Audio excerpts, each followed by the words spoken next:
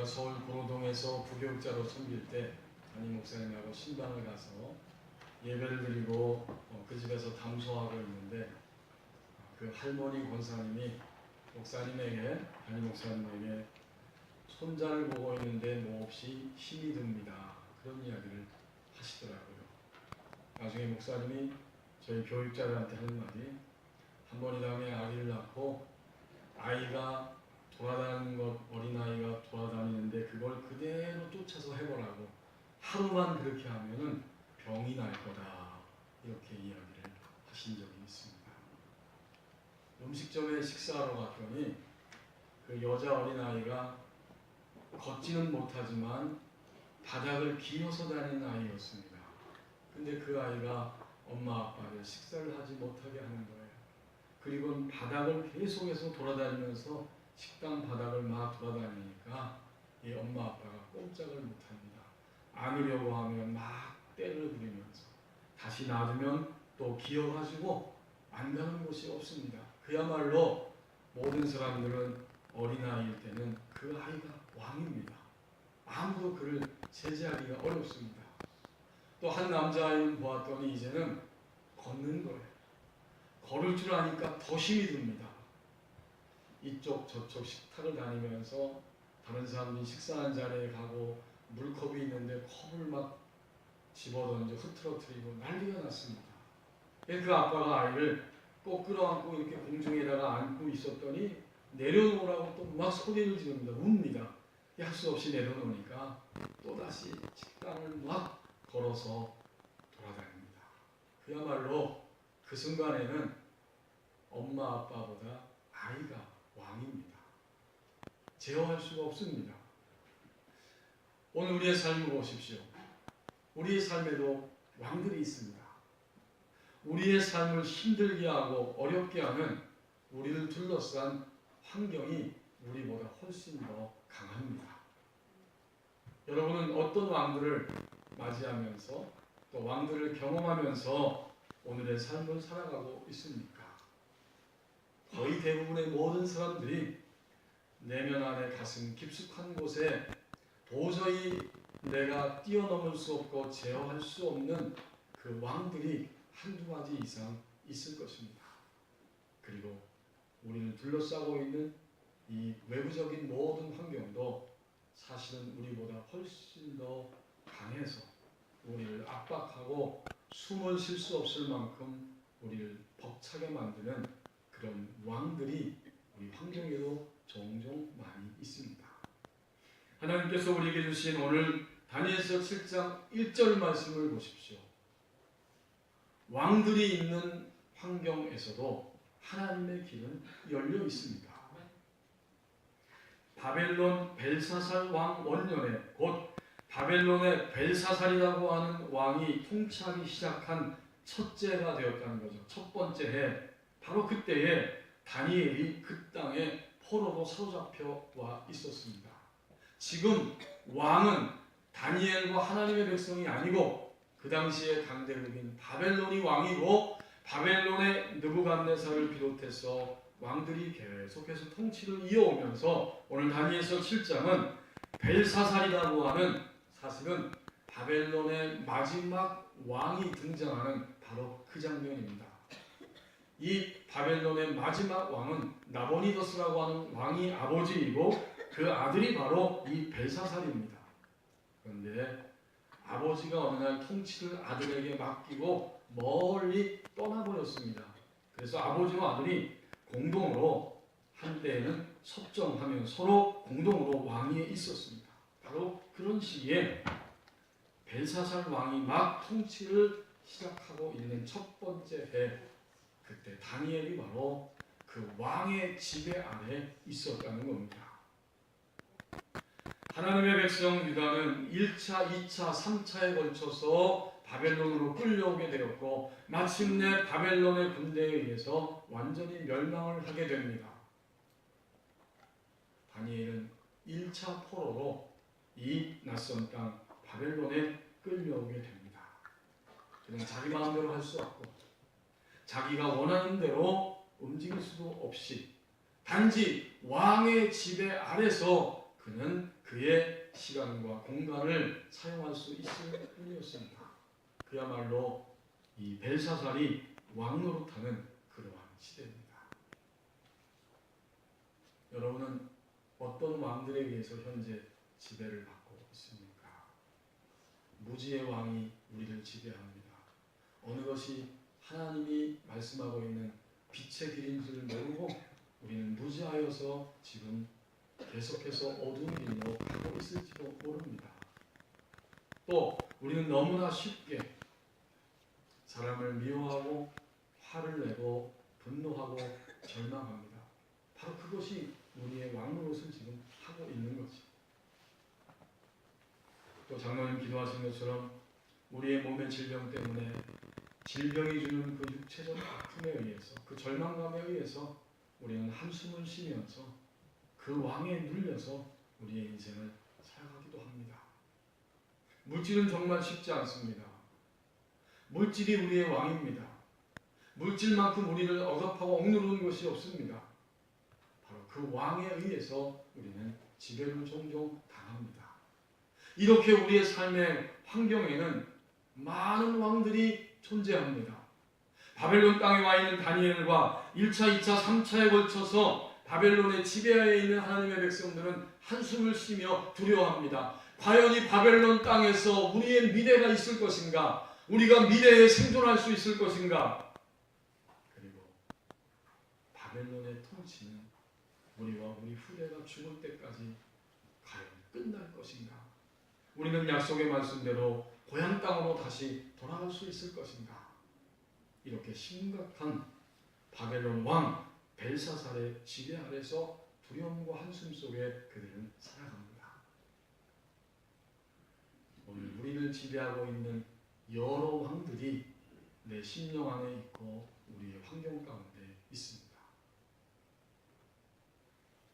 제2차 세계대전 때에 그 일본군이 수용되어 있었던 일본군 포로 수용소에 2만 명이 갇혀 있었는데 시간이 지나자 그 가운데 거의 반에 해당하는 8천 명이 그만 그 포로 수용소 안에서 죽었습니다. 원인은 단 한 가지, 바로 절망이 원인이었습니다. 그런데 그 600만 명의 유태인들이 학살된 나치 포로 수용소에서는 그거하고는 좀 다른 일들이 일어났습니다. 지하 감옥 벽에 누군가가 손톱으로 다윗 벼를 그려 놓은 것입니다. 여러분, 다윗은 유태인들에게 있어서 그들이 기대하고 고대하는 구원자 메시아입니다. 가장 이상적인 왕 통치자 구원자가 우리 가운데 반드시 올 거라고 하는 그 희망의 끈을 놓지 않고 지하 감옥 그 벽에다가 누군가가 손톱으로 다윗의 벼를 그려놓았던 것입니다. 이 다윗 벼는 우리가 흔히 그리는 벼랑은 좀 달라요. 우리가 그리는 벼는 말하자면 그 꼭지점이 5개밖에 안 되죠. 그렇습니다. 근데 다윗 벼는 이 정삼각형이 그리고 또 역삼각형이 이렇게 그려진 형태로 꼭지점이 6개가 됩니다. 지금도 이스라엘의 국기에는 다윗 벼이 큼지막하게 중앙에 자리를 잡고 있습니다. 다윗을 바라보고 생각하면서 희망을 노래한 것입니다. 그리고 그 다윗의 별 밑에는 다음과 같은 글귀가 쓰여져 있었다고 합니다. 지금 내게 태양이 비춰지지 않지만 저기 태양이 있는 것을 믿노라. 지금 나에게 사랑이 느껴지지 않지만 저기 진실한 사랑이 있는 것을 나는 믿노라. 지금 하나님이 침묵 가운데 계시지만 나는 하나님이 살아계심을 믿노라. 왕들로 둘러싸여서 왕의 그 억압과 누름과 통치 아래서 신음하고 있었지만 그들은 하나님이 열어놓으신 길이 있다는 것을 믿었습니다. 오늘 왕들과 같은 환경이 우리를 지배하고 누르고 있지만 그 속에서도 하나님의 길은 열려 있습니다. 그것이 바로 1절 그 다음에 하반절의 이야기입니다. 다니엘이 그 벨사살 왕의 통치하에 있었지만 하나님은 다가오신 거예요. 포로 생활의 그 암울하고 어두운 그 시기에 다니엘에게 꿈을 통해서 환상을 통해서 다가왔다는 겁니다. 다니엘이 그의 침상에서 꿈을 꾸며 머릿속으로 환상을 받고 그 꿈을 기록하며 그 일의 대략을 진술합니다. 대략은 대충 했단 말이 아니에요. 다니엘이 받은 꿈과 이상의 핵심을 진술했다는 것입니다. 그가 밤에 잠을 자다가 꿈을 꿨습니다. 그리고 꿈에 이어서 머릿속으로는 환상을 받았습니다. 여러분, 꿈과 환상의 차이를 아시죠? 꿈은 잠을 자면서 잠결에 하나님이 주시는 하나님의 메시지를 그리스도인들이 받는 것이고, 물론 모든 꿈이 다 하나님 주는 꿈은 아니지만, 이상은 잠잘 때가 아니에요. 환상은, 비전은 잠잘 때가 아니라 깨어있을 때, 정신이 깨어있을 때 하나님이 보여주시는 그림의 언어요, 하나님의 다가오심입니다. 그런 거로 벨사살 왕에 의해서 둘러싸여 있는 다니엘과 그 시대 백성들의 환경이었지만, 그럼에도 불구하고 하나님은 다가오셔서 하나님의 길이 열려있다는 사실을 다니엘에게, 오늘 예배하는 우리에게 보여주십니다. 왕들의 환경 속에 우리가 살아가지만 반드시 하나님의 길은 열려 있습니다. 이제 2절 말씀을 보십시오. 바로 나 자신이 그 길을 찾아야 한다고 말씀합니다. 다니엘이 그 꿈과 환상을 기록했습니다. 그리고 1절 하반절에도 그 핵심 내용을 진술하니라 그랬고, 2절 상반절 말씀에도 다니엘이 진술하여 이르되, 내가 밤에 환상을 보았는데 하늘에 네 바람이 큰 바다로 몰려 불었다. 다니엘이 지금 첫 번째 보는 환상의 장면입니다. 그리고 다니엘은 그것을 진술하였다, 증언하였다, 말하였다, 그런 뜻이잖아요. 그 당시에 다니엘뿐만 아니라 수많은 하나님의 백성들이 포로 생활하면서 그 바벨론의 마지막 임금이 통치하기까지 70년이 다 되도록 포로 생활 속에 있었는데, 다른 사람이 아니라 유독 한 사람, 다니엘이 하나님이 주시는 꿈과 환상을 보고 그것을 기록하고 그것을 증언하게 됩니다. 바로 오늘 예배하는 우리들이 이 시간 이 말씀을 대하기 때문에 오늘 우리는 바로 다니엘입니다. 바로 나 자신이 하나님이 주시는 길을 찾아야 한다고 하나님이 말씀하시는 거예요. 수많은 포로들 가운데 다니엘이 하나님이 주시는 길을 찾았습니다. 그리고 그가 그것을 찾았기 때문에 진술합니다.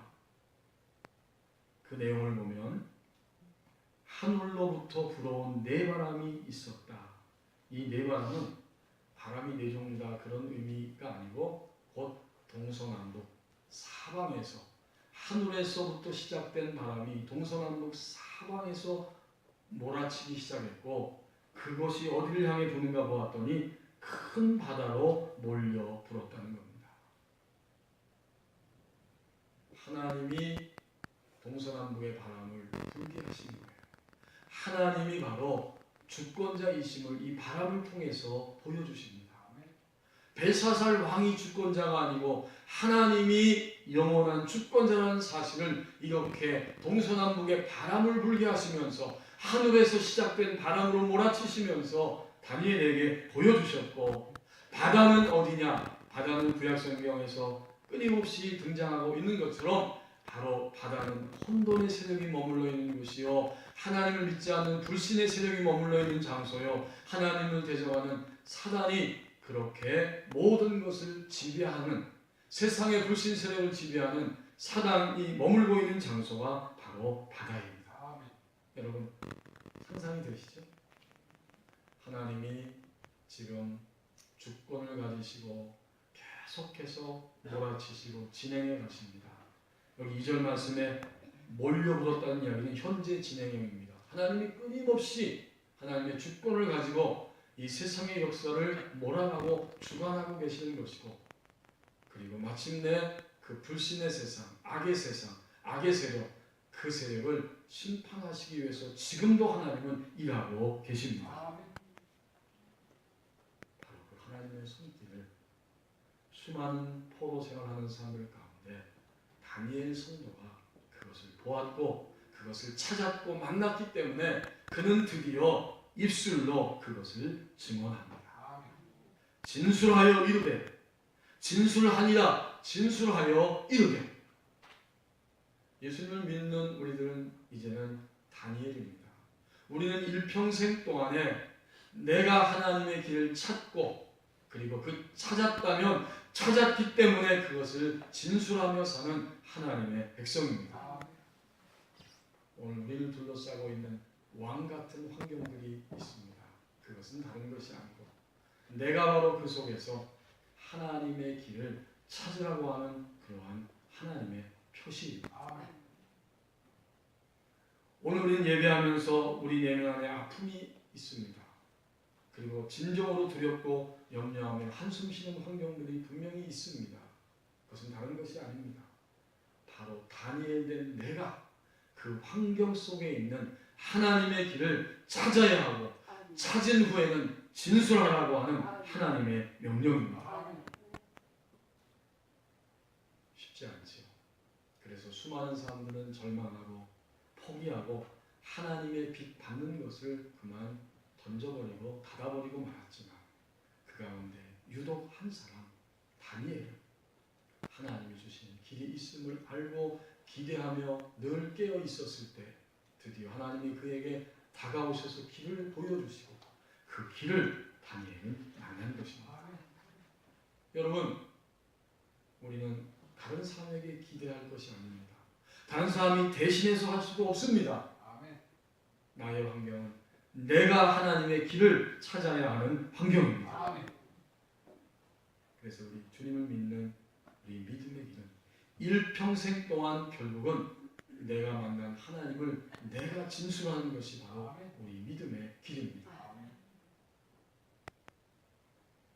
결코 하나님의 길이 없다고 절망하거나 하나님의 길이 있다고 생각하고 게으름 부리거나 제자리에 머물러 있어서는 안 될 것입니다. 우리는 오늘부터 다시 나를 둘러싸고 있는 왕같은 이 환경들의 현실 안에서 나에게 주시는 하나님의 길을 찾을 수 있고 찾아야만 할 것입니다. 한때 서울신학대학에서 조직신학을 또 현대신학을 강의했던 정성민 교수라고 하는 분이 있습니다. 그분이 지금은 선교사로 나가고 계시지만 미국에서 박사학위를 공부할 때 있었던 일을 아주 생생하게 간증하는 것을 제가 읽어보았습니다.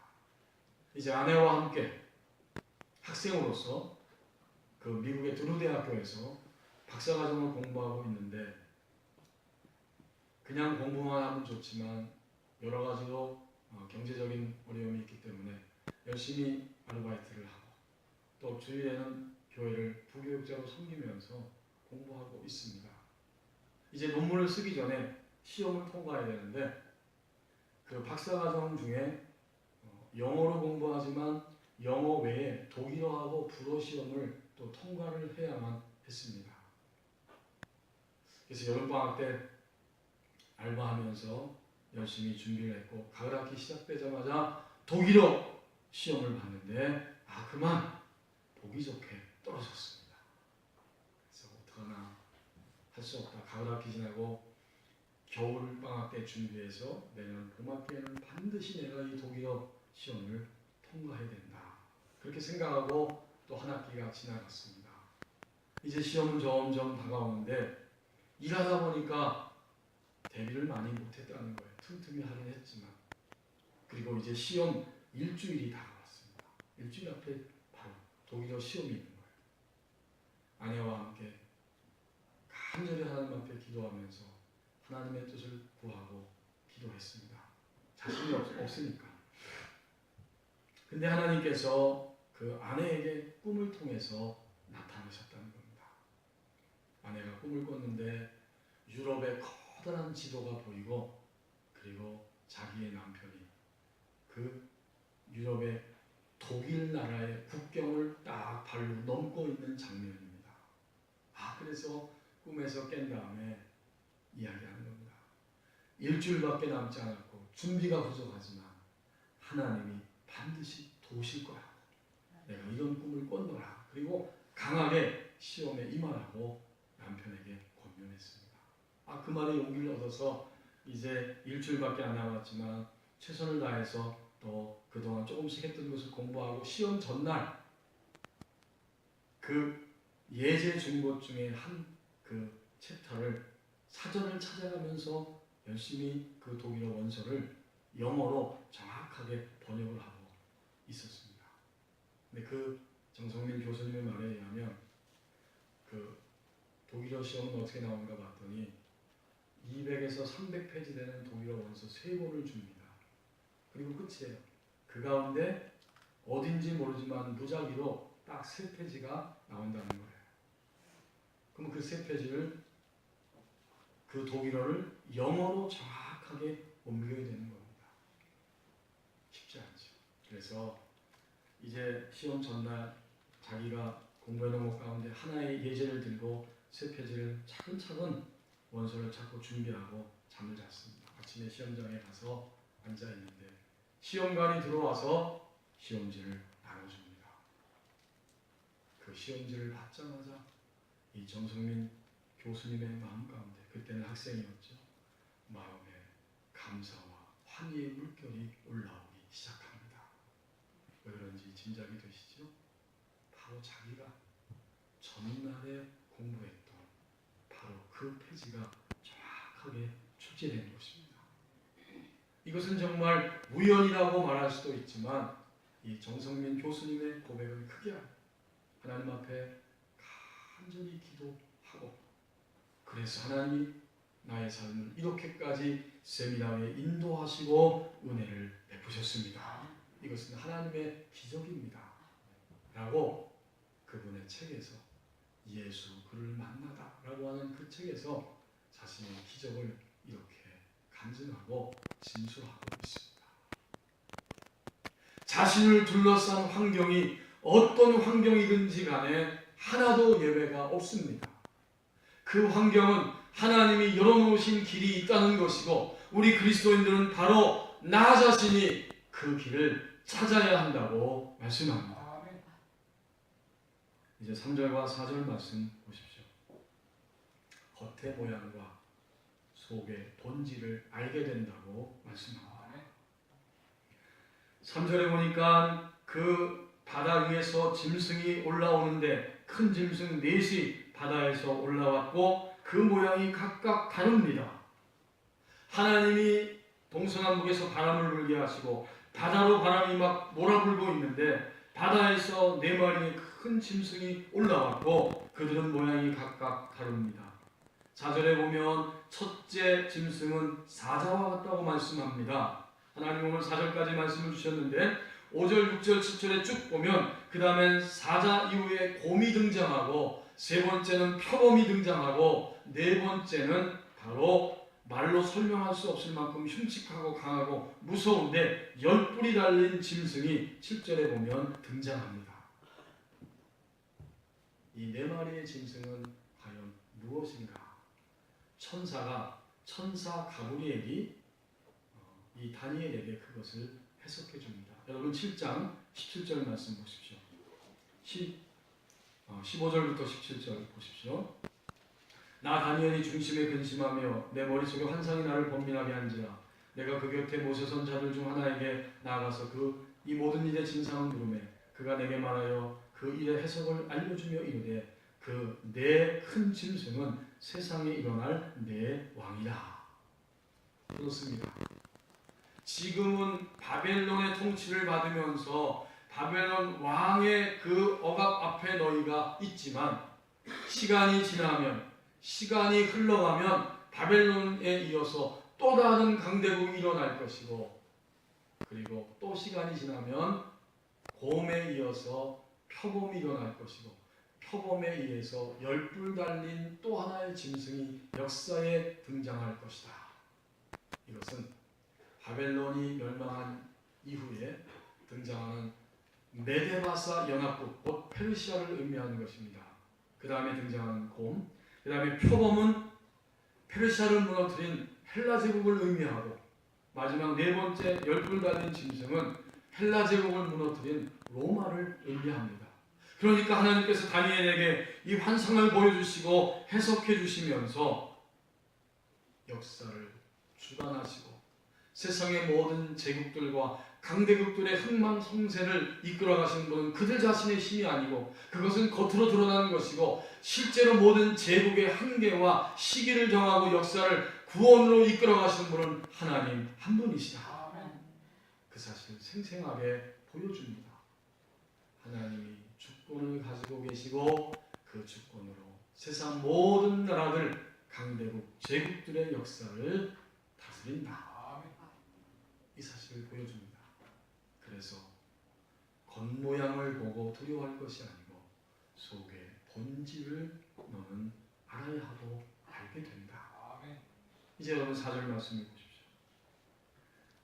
첫째는 사자와 같습니다. 곧 지금 다니엘이 갇혀있는 바벨론을 상징하는 것이죠. 첫째는 사자와 같은데 독수리의 날개가 있습니다. 여러분 사자가 얼마나 용맹스럽습니까? 맹수 중에 맹수, 모든 동물의 왕입니다. 그런데 그 용맹스러운 사자에게 아주 빠른 독수리의 날개가 또 장착되어 있습니다. 날개가 거기 있는 거예요. 그러니까 어떤 세력도 사람도 바벨론은 현재는 이길 수 없을 것처럼 보이는 겁니다. 이것이 바로 그들의 절망이고 하나님 백성들의 그 안타까운 심정과 두려움이었습니다. 그런데 잠시 후에 어떤 일이 일어납니까?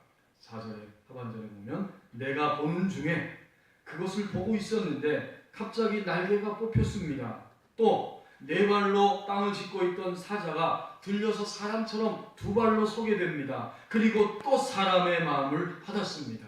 여기 두 번 강조합니다. 사람처럼 두 발로 서게 함을 받았고 사람의 마음을 받았다는 겁니다.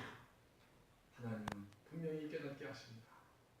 환경의 겉모양은 사자같이 무섭고 두려운 것인데 그의 본질은 바로 연약한 사람에 불과하다. 너를 둘러싸고 있는 바벨론이라고 하는 이 강대국이 겉모양은 사자 같지만 마침내 약하고 약해져서 사람처럼 패배하게 될 것이다. 그것을 보여주십니다. 아니 여러분, 사람과 사자가 산골짜기 가다가 길에서 만나면 누가 이겨요? 사자가 이기죠. 사람은 꼼짝 못하죠. 죽을 수밖에 없습니다. 그것이 환경입니다. 그런데 본질을 들여다보니까 하나님께서 바벨론이라고 하는 강대국에게 1차, 2차, 3차에 걸쳐서 포로 생활하게 하셨지만 본질을 들여다보니까 속의 모양을 들여다보니까 이것은 하나님의 약속의 말씀대로 바벨론을 물리쳐 주시고 그 다음에 정권이 바뀌게 나라가 바뀌게 되면서 70년이 되면 하나님의 백성들을 고향으로 다시 돌려보내신다고 하는 그 말씀, 그 하나님의 약속의 성취가 이루어질 것을 다니엘에게 이렇게 보여주십니다. 우리는 여기서 이 환상의 말씀을 통해서 깨닫습니다. 오늘 겉의 모양 환경은 너무나 어렵습니다. 절망이고 어둠이고 우리의 무지함이고 내가 붙잡혀 있습니다. 밤에 잠을 자지 못할 정도로 그 상황과 그 사건과 그 사람과 그것 때문에 아파하고 힘들어하고 두려워합니다. 그것은 겉모양입니다. 속의 본질은 무엇입니까? 그것은 하나님이 주관하고 다스리고 계시는 것이고 그것은 마침내 패배하여 사라질 것이고 우리는 그 속에 본질되는 사람, 사자에서 사람으로 바뀐 그것을 통해서 바벨론의 본질을 더 분명히 깨닫습니다. 오늘 나를 둘러싸고 있는 바벨론의 환경은 하나님의 편에 서게 하기 위한 나를 훈련하는 도구이고 하나님의 편에 서게 하기 위한 나를 교정시키는 도구이고 하나님의 편에 설 수 있도록 내 내면 안에 조금도 남김없이 겸손의 옷을 입혀주는 하나님의 역사이고 마침내 바벨론이라고 하는 환경의 속의 본질은 우리의 인생 매일매일의 나날 속에서 하나님이 주시는 승리를 얻게 하는 것입니다.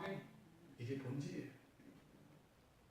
겉의 모양은 사자였지만 본질은 날개가 뽑히고 사람처럼 두 발로 서고 사람처럼 연약한 사람의 마음을 받았습니다. 이 끝지점에 와서 다니엘은 그것이 무엇을 의미하는지를 생생하게 깨닫습니다. 오늘 우리를 둘러싸고 있는 그 어떤 물리적인 환경, 내면의 내 안에서 일어나는 여러 가지 환경들이 있습니다. 이것은 본질이 무엇이냐? 내가 주님을 믿기 때문에 이제는 주님 편에 서야 한다는 의미입니다.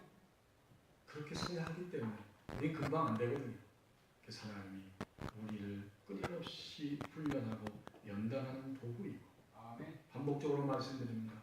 우리를 교정시키는 도구이고, 우리를 진정으로 더 이상 우리 안에서 교만의 징그러운 모습이 꿈틀거리지 않을 만큼 우리 안에 겸손의 옷을 입혀주시는 도구이고, 마침내는 발로 밟아 누르면서 하나님의 일을 증언하고 진술할 수 있는 승리를 얻게 하는 도구입니다. 이것이 우리를 둘러싼 사자, 곧 우리를 둘러싸고 있는 왕, 곧 환경입니다. 우리가 점점 하나님의 손길 안에서 살아갈 때 하나님의 빛을 받으면서 하나님의 편에 서게 되고, 마침내 겉의 모양과 속의 본질을 알게 됩니다. 어떻게 될까요? 본질을 알면 그때부터는 본질을 선택합니다.